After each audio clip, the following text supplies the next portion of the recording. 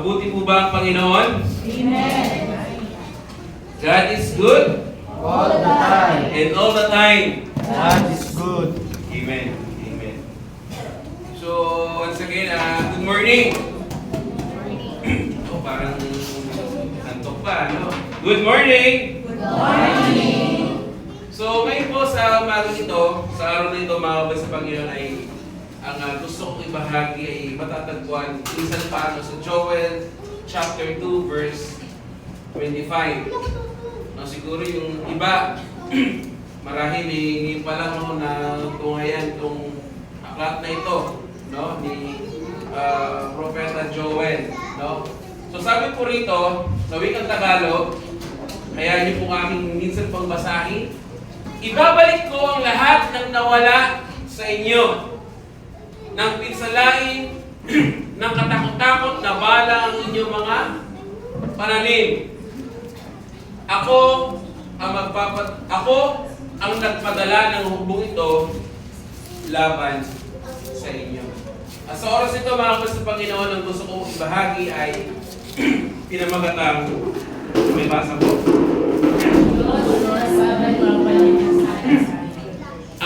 Ang Diyos ang nagbabalik ng nasayang, pwedeng nasira or nawala, no? Depende sa Tagalog translation. Sa buhay po natin, mga kapatid sa Panginoon, may mga pagkakataon na pakiramdam natin ay may mga taon na nasayang.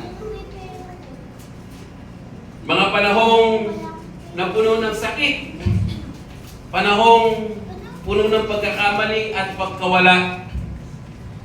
May mga relasyon na nasira, mga pangarap na hindi natupad, at mga panahong tila walang bunga ang ating buhay, na kahit anong pagpupursige natin, parang tila walang nangyayari, na kahit tayo ay naglilingkod kay Lord, parang tila hindi tayo nakakatanggap ng blessing. Kaya ang tanong, may pag-asa pa bang maibalik ang mga iyon? Kaya dito po sa Joel chapter 2 verse 25, ipinapakita po ng Diyos na si Yahweh, na siya ay hindi lamang humahatol, kundi siya rin ang Diyos na nagbabalik, nagre-restore, at nagbibigay ng panibagong simula. Amen po ba doon? Kaya dito po sa aklat po ng Joel, mga kapatid sa Panginoon, ay isinulat sa konteksto ng isang matinding salot ng mga balang na sumira sa lupain ng Israel way back po noon. So mga pananim ay nawasak, ang ekonomiya po ay bumagsak, at ang bayan ay nagdadalamhati. Ngunit, higit pa sa literal na kalamidad, mga kapatid sa Panginoon, ito po ay larawan ng espiritual na kalagayan ng Israel. Isang bayang lumayo sa Diyos. Kaya ang panawagan po rito ni Propeta Joel ay pagsisisi. Kaya kung babasahin po natin Joel chapter 2, no? Joel chapter 2 verses 12 to 13. Sabi po rito, sa wikang Tagalog, gayunman, sabi ni Yahweh, mataimtim kayong magsisi at manumbalik sa akin. Sabi pa rito, mag-ayuno kayo, manangis at magdalamhati. 13, magsisi kayo ng taos-puso at hindi pakitang tao lamang. Magbalik loob kayo kay Yahweh na inyong Diyos. Sabi niya pa, no?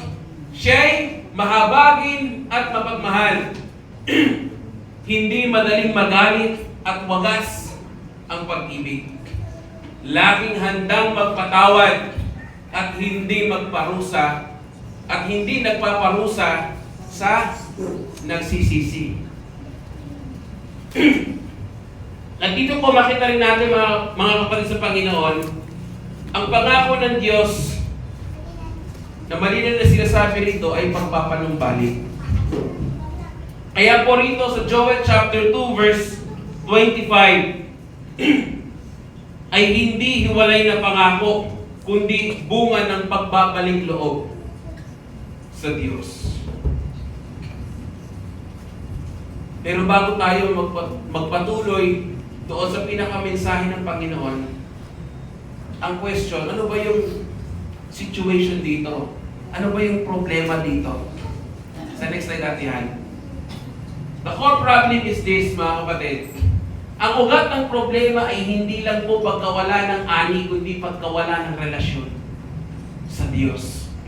Ang kasalanan ang nagdala ng pagkawasak at ang kawalan ng pagsisisi ang nagpahaba ng kanilang paghihirap. No? Ang tunay na problema ng tao ay hindi ang mga nasayang na taon. This is the problem. Kundi pusong malayo sa Diyos. Kaya ang solusyon ay hindi lang restoration ng bagay. Hindi yung mga bagay na nasira. Hindi yung mga bagay na nawala o nasayang. Kundi restoration ng ano po? Relasyon sa Panginoon. Kaya po mga kapatid sa Panginoon, malaking bagay po na pag-usapan natin ito. Marahil, mayroon ding gustong isaayos ang Diyos sa atin ngayon. Mayroon gustong i-restore si Lord sa atin ngayon. Kung bakit ito yung pinitulot ng Panginoon na mapag-usapan natin sa umagang ito. Now, sa umagang ito, ano po ba yung mga bagay o mensahe na nais na iparating ng iwan ng Diyos sa atin sa umagang ito? Una, pakibasa po.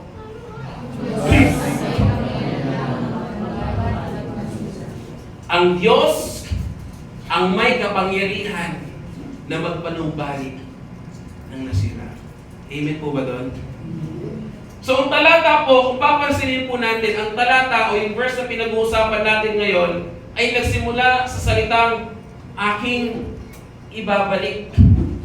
No? Ito po ay isang malinaw, mga kapatid, na deklarasyon ng soberanya ng Diyos. Hindi sinasabi ng Diyos na tutulungan kanyang bumawi, kundi ang sabi niya, siya mismo ang kikilos upang ibalik ang nawala. No? So mga balang na binanggit po dito, mga kapatid, balang, uod, kuliglig at ipaklong ay sumisimbolo sa unti-unting pagkawasak. At ganito rin po ang kasalanan sa buhay ng isang tao, mga kapatid. Hindi agad minawasak ang lahat. Kung patuloy natin iingatan ang kasalanan na hindi pa natin sinusuko sa Panginoon, kapatid, unti-unti ganitong wawasakin. Unti-unti tayo nitong wawasakin. Again, hindi agad binawasak ang lahat, kundi dahan-dahan. Ngunit kahit gaano kalalim ang pagkasira, take note, ang kapangyarihan ng Diyos ay higit pa rito. Kaya po, mga kapatid, mahalaga rin pansinin na tinawag ng Diyos ang mga balang. Yes, tinawag ng Diyos ang mga balang bilang aking, sabi niya, bilang aking malaking hukbo na nagpapakita na kahit ang paghatol ay nasa ilalim ng kaniyang kapangyarihan at kontrol.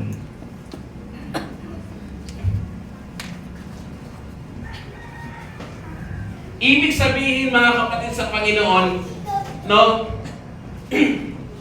ang parehong Diyos na nagbibigay ng disiplina ay siya rin nag-aalok ng restoration. So hindi limitado po ang Diyos sa pagbibigay ng bagong simula. Kaya niya pong ibalik ang mismo mga taon na nawala. Ito po ay nangangahulugang hindi literal o literal na ibabalik ang oras. Bagkus, bibigyan niya ng kahulugan at bunga ang mga panahong tila walang silbi. At sa pamamagitan po ng ating Panginoong Jesucristo, mga kapatid sa Panginoon,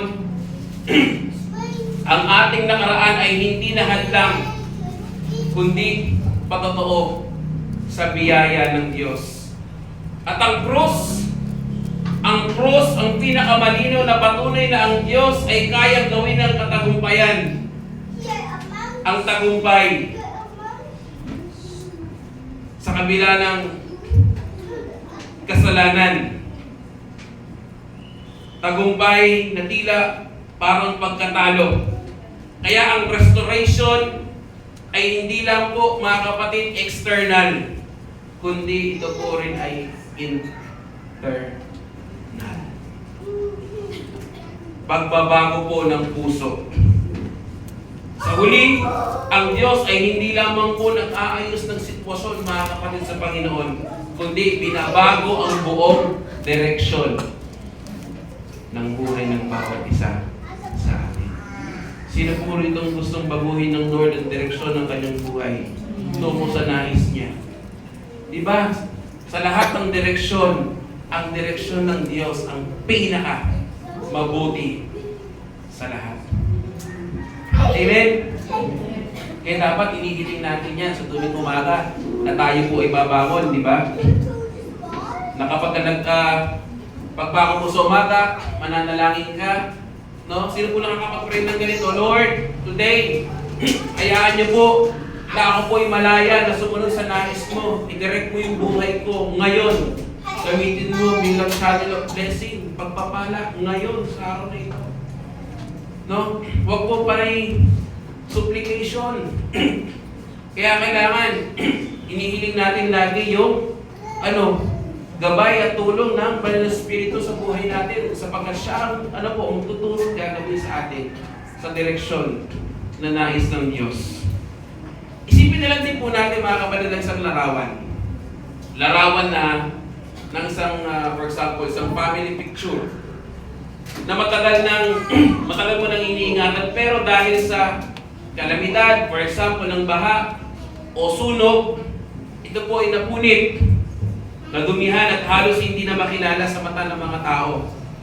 At ang ganitong larawan ay, kung titignan natin, ay wala nang halaga kasi ito ay sira na.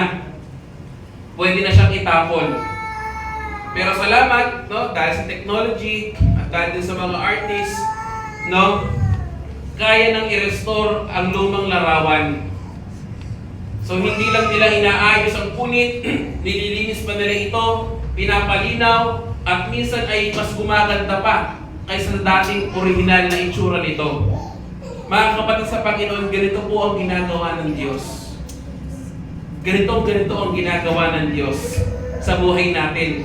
Ang kasalanan ay parang balang. Unti-unting sinisira ang kabuuan ng ating mga buhay. May mga alaala tayong gusto nating burahin. Meron tayong mga desisyon na tila ay pinagsisisihan natin. At may mga taon tayong iniisip na quote-unquote, sayang yung taon na ito. Pero mga kapatid, take note, sa kamay ng Diyos, walang sayang. Amen? Sa pamamagitan ng ating Panginoong Jesucristo, ang buhay na wasak ay hindi lang inaayos. Bagkus ito ay ginagawang patotoo sa kanyang biyaya.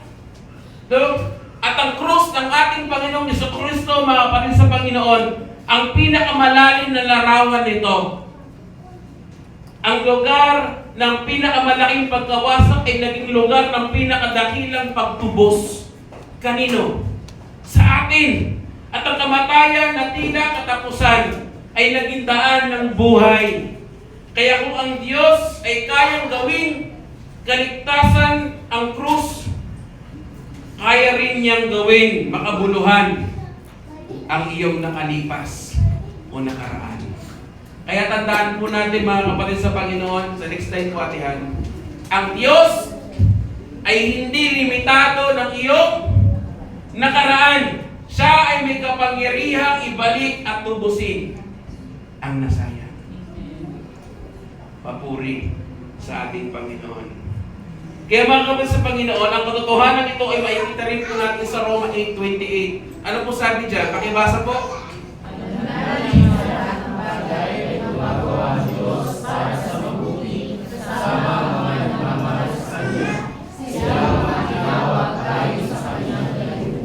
Amen. So ang lahat ng bagay ay gumagawa ng magkakasama sa ikabubuti ng mga umiibig sa ating Panginoong Diyos.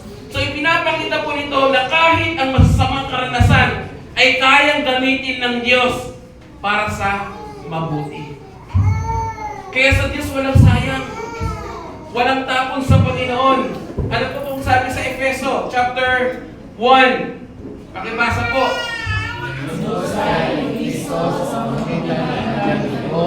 At pinatawad ang ating mga kasalanan na buo sa sasana ng kanyang kagandahan. Amen. So makikita po natin na sa pamamagitan ng dugo ng ating Panginoon Jesucristo ay may katubusan tayo. Ibig sabihin may pagbawi mula sa pagkasira. At ang kwento rin po ni Jose. Sino po nakakalala kay Jose? Na makikita po natin sa Genesis chapter 50 verse 20. Sige nga po, basa po. Sabi diyan, Masama ang iyong ginawa sa akin, subalit pinahintulot kayo ng Diyos para sa kasabihan at dahil doon ligtas sa mga Panginoon. So again, ang kwento po ni Jose ayon po sa Genesis chapter 50 verse 20 ay nagpapakita rin na ang masamang plano ng tao ay kayang gawing mabuti ng Diyos.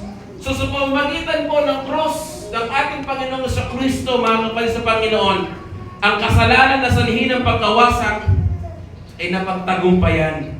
Kaya tandaan po natin mga kapatid, sa next slide po atihan, ang restoration ay hindi lang posibilidad, kundi katiyakan sa mga nakay Kristo. At ang Diyos ay hindi lang nagbabalik, siya ay nagtutubos. Sino pong tinubos na po dito? Amen. And amen. Siyang papuring do sa ating Panginoon. Nauna po reflection po natin dito mga kapatid sa Panginoon. Ito po yung mahalagang katanungan. May mga bahagi ba ng buhay mo na iniisip mong hindi na maibabalik? Nakikita mo ba ang Diyos bilang tagapanumbalik o hukom lang? Tayo na lamang po makakasagot ito sa ating personal na buhay at relasyon sa Panginoon. Nauna po ang aplikasyon natin dito mga kapatid sa Panginoon. Una, sa next slide po yan, matutong magtiwala sa kapangyarihan ng Diyos kahit hindi mo pa nakikita ang resulta. Ang restoration po ay proseso. Do you believe? Hello, are you with me? Parang wala na ang close up. Naniniwala po ba kayo na ang restoration ay proseso? Hindi po ito instant. No? Maraming beses gusto natin agad ng pagbabago, pero ang Diyos ay gumagawa ng mas malalim na transformation sa ating buhay. So kailangan nating maniwala kahit tila tahimik ang Diyos kung minsan sa ating mga buhay. Siya ay kumikilos at ang pagtitiwala sa Kanya ay nangangahulugan na hindi ka magdedesisyon base sa takot kundi sa pangako ng Diyos na ipinangako niya at sinabi niya sa Kanyang mga salita. At kapag natuto kang maghintay, makikita mo ang kamay ng Diyos sa tamang panahon na Kanyang ipinasya o itinakda. Hindi ibig sabihin si Lord tahimik ngayon ay hindi siya nakilos. Lagi siya kumikilos at gumagawa sa ating mga buhay. Ikalawa, ialay mo sa Diyos ang iyong nakaraan, maging ang iyong pagkakamali. Mga kapatid sa Panginoon, isang malinaw na paalala, huwag nating ikukubli ang mga nasayang na taon, kundi dalihin mo ito sa paanan ng ating Panginoong Jesucristo at sa Kanya, ang iyong kahinaan ay nagiging daan ng Kanyang kaluwalhatian at kapurihan. At kapag tinanggap mo ang Kanyang biyaya, mawawala ang bigat ng guilt at shame. Sa halip, magkakaroon po ng panibagong pananaw tayo sa buhay. At ang iyong testimonya or testimony ay magiging instrumento upang palakasin ang iba. Kaya tandaan po natin mga kapatid sa Panginoon, sa next slide po atihan, sa soberanong biyaya ng Diyos na nahayag kay Kristo, ang mismo mga taon na winasak ng kasalanan ay hindi lamang ibinalik, kundi tinutubos. Ginagawang kasangkapan ng Kanyang kaluwalhatian at bahagi ng Kanyang redemptive purpose sa ating pong buhay. Ibig sabihin lang mga kapatid sa Panginoon, babalik ang nawala. Binabago ng Diyos ang kahulugan nito at isinasama sa Kanyang plano ng pagtubos.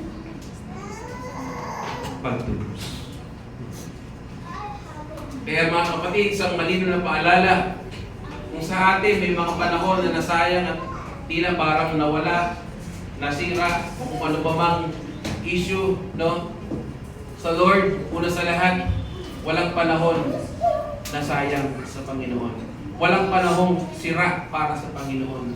Lahat ng yun ay tinakda, pinasya, linano ng Diyos, unang-una para sa Kanyang kaluwalhatian at kapurihan at karangalan. Kung sa ating paningin, maraming panahon tayong nasayang, it's never too late for us. First, to commit yung sarili natin sa Panginoon. To surrender everything sa Lord. Mag-submit tayo sa Lord. Mag-obey tayo sa Lord.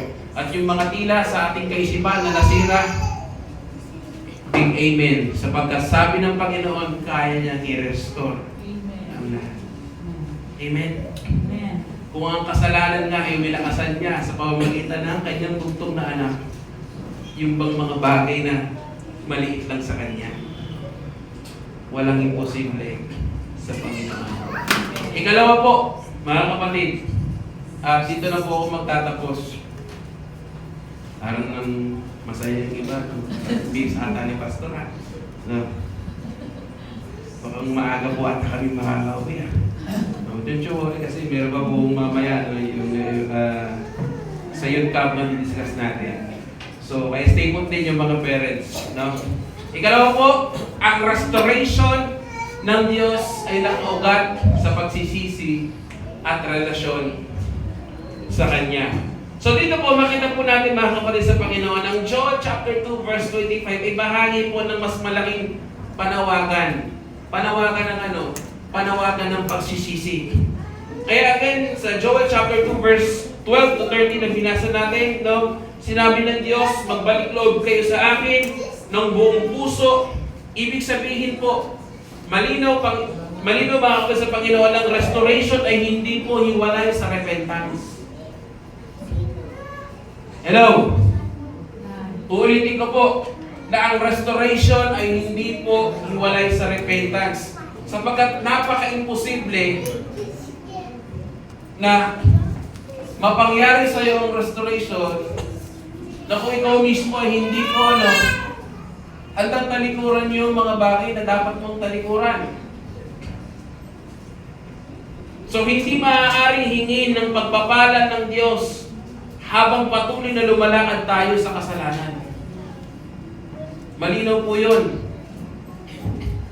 Hindi po pwedeng, Lord, bless me, bless me, bless me, bless me, pero ikaw, aware na mali yung ginagawa mo. Hindi natin pwedeng paglaruan si Lord, hindi natin pwedeng kontrolin si Lord. At never mangyayari yun. Iulitin ko, so habang hindi maaaring hingin ang pagpapala ng Diyos habang kung ikaw at ako ay patuloy na lumalakad sa kasalanan. Tandaan po natin mga kapatid sa Panginoon, ang tunay na pagbabalik loob ay hindi lang panlabas Hindi lang kundi panloob. Panloob, no? Hindi lamang po yung, kumbaga parang pinupunit natin yung ating mga panlabas na kasuotan, kundi punitin ang iyong puso at hindi ang iyong kasuotan. So ipinapakita nito na ang Diyos ay higit na concern sa puso kaysa sa ritual na ginagawa ng isang tao. So kapag ang tao ay nagsisi, mga kapatid, doon nagsisimula ang proseso ng restoration.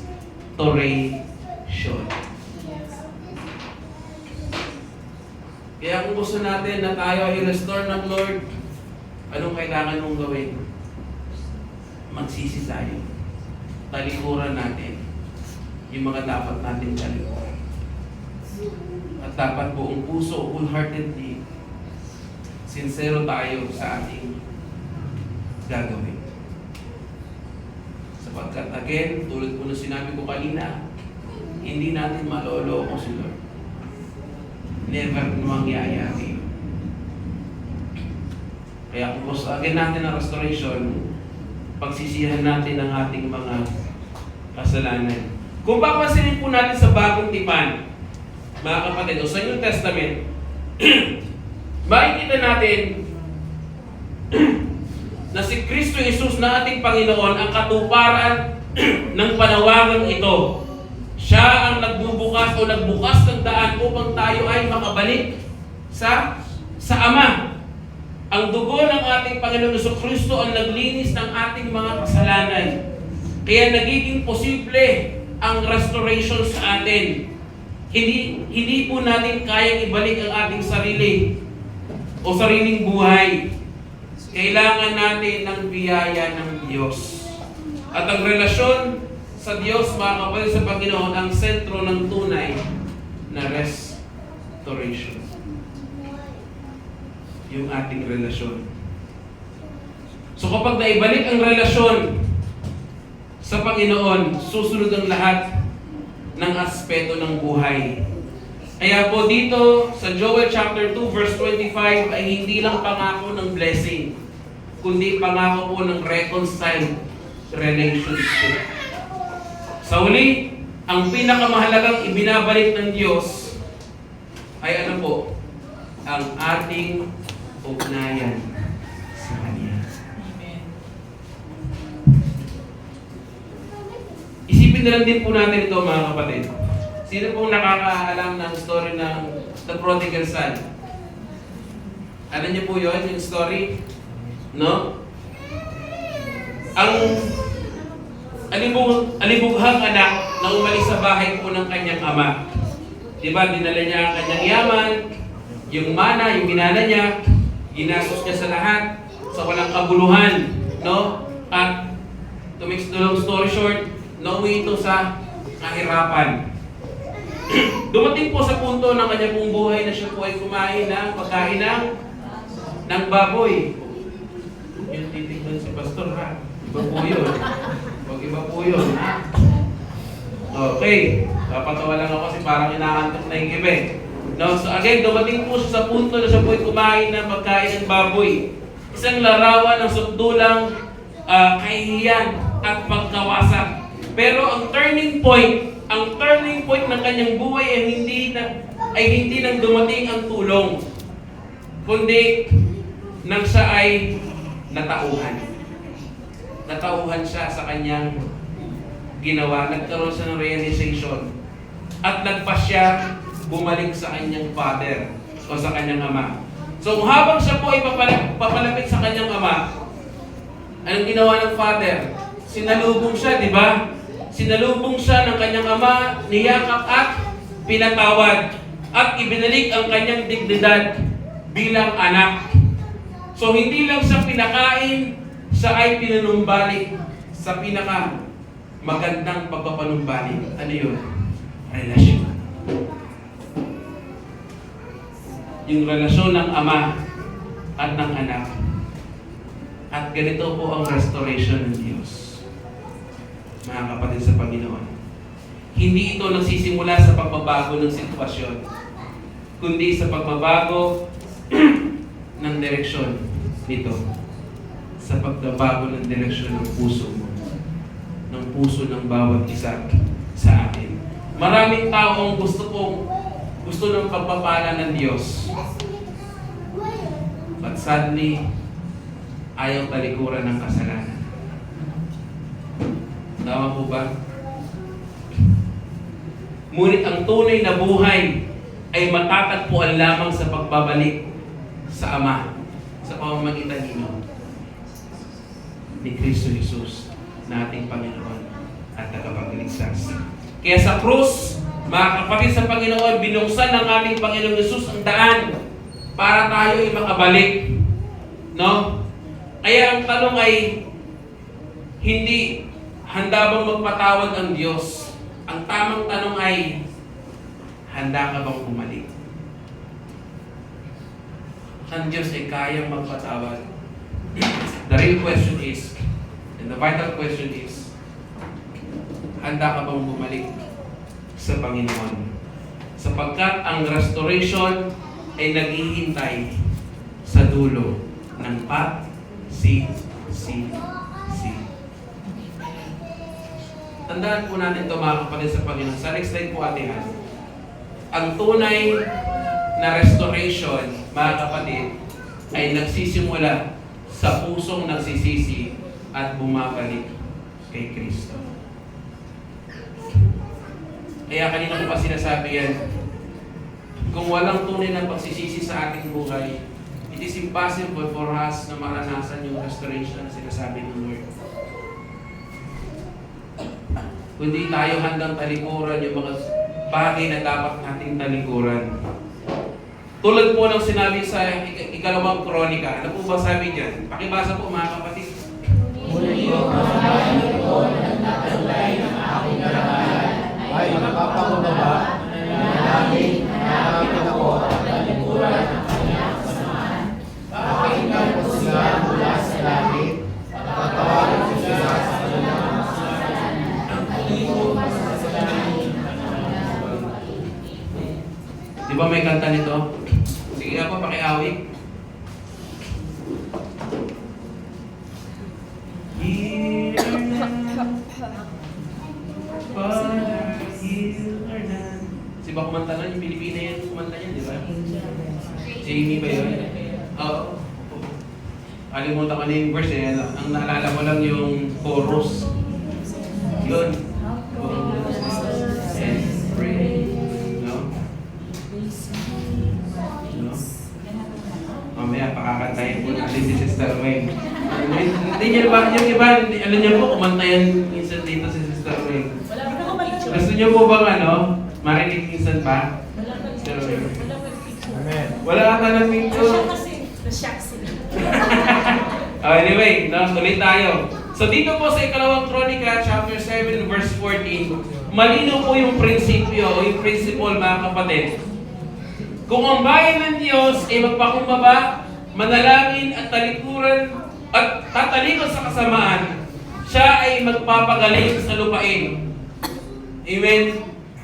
Basahin din po natin yung sa Gawa chapter 3 verse 19. Ano po sabi diyan? Pakibasa po. Magsisi kayo at mabalik ko sa Diyos upang patawarin ang inyong mga kasalanan. So dito po sa Gawa chapter 3 verse 19, sinasabi na magsisi kayo upang dumating ang mga panahon ng kaginhawaan mula sa Panginoon. So pinapakita po nito, mga kapatid, na ang repentance ay daan tungo sa refreshment. Tulad po ng sinasabi po sa Lucas 15, yung kwento ng kalibuhang anak na sinabi natin kanina. Ito po ay malinaw na larawan ng restoration sa pamamagitan ng pagbabalik loob o pagbabalik sa Ama sa pamamagitan ni Kristo. Tayo ay may kapatawaran at bagong buhay kung tayo po ay magbabalik loob sa Panginoon. Tulad po ng sinasabi sa ikalawang Korinto 5 verse 17. Ano po sabi dyan? Kaya kapag nakipag-isa na kay Kristo ang isang tao, isa na siya, bagong nilalang, wala na ang dati niyang pagkatao, sa halip ito'y napalitan na ng bago. Kaya mga kapatid sa Panginoon, ang restoration ay hindi po gawa at hindi magagawa ng isang tao. No? Ang restoration ay mapangyayari kung tayo po ay unang magsisi, sumumpalataya at sumunod sa Panginoon. Kaya ang biyaya ng Diyos ay hindi po lisensya ng kasalanan. Sana po malinaw po yun. Ang grace o biyaya ng Diyos ay hindi po lisensya ng kasalanan, kundi pa ang biyaya sa pagbabago ng bawat isa sa atin.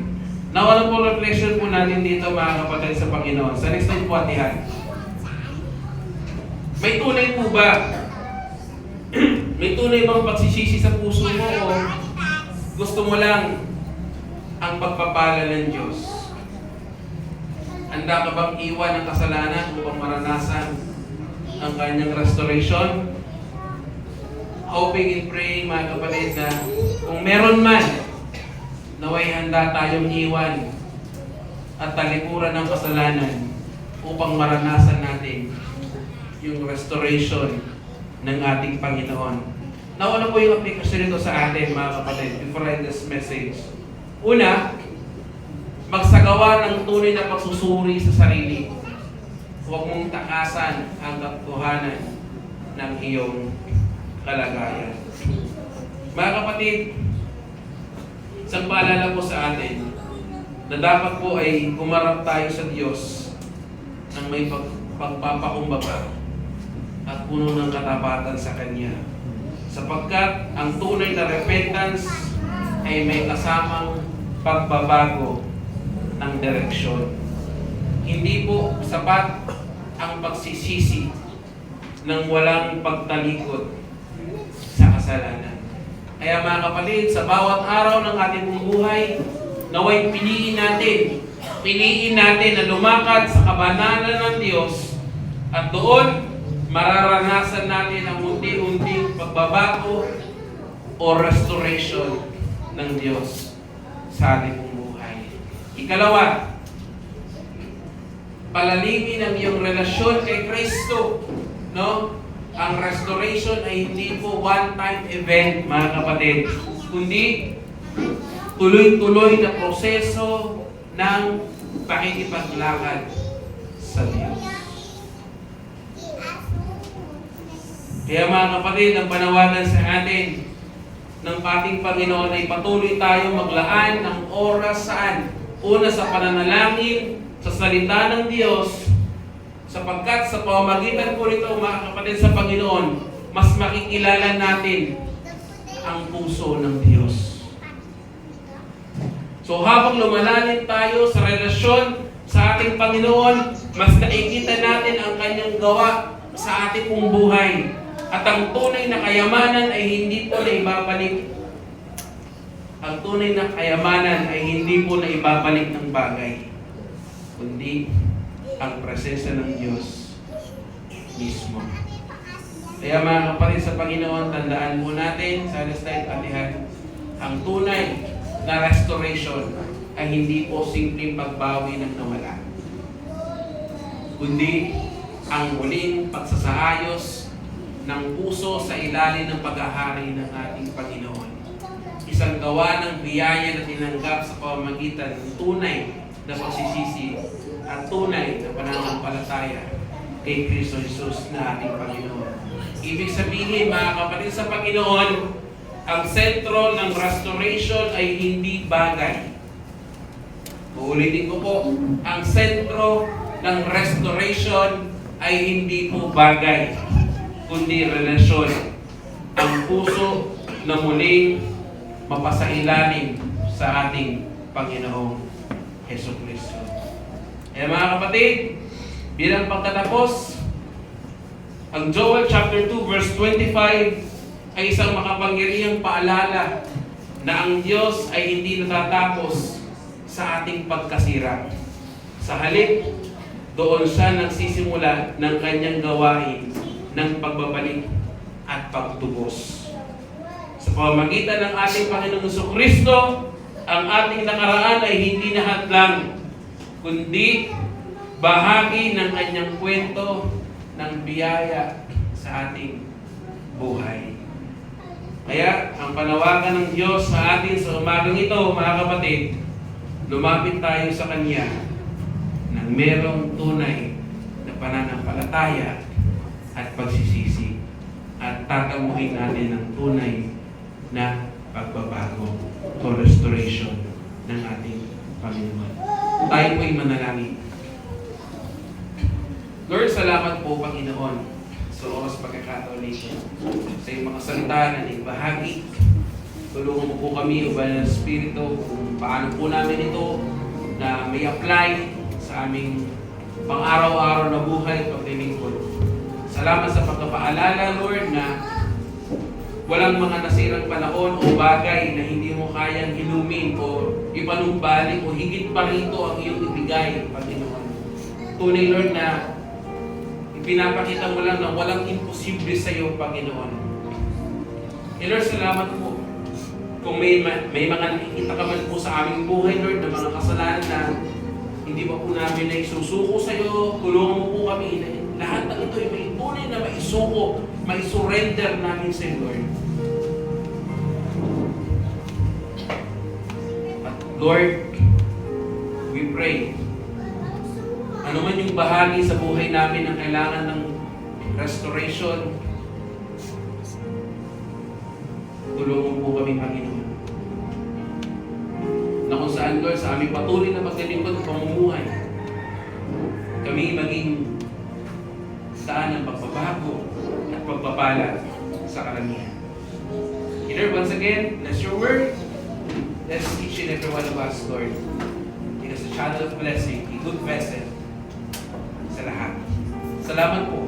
Purihin ka, sambahin ka, dalilahin ka. Ito po ang aking panalangin sa pangalan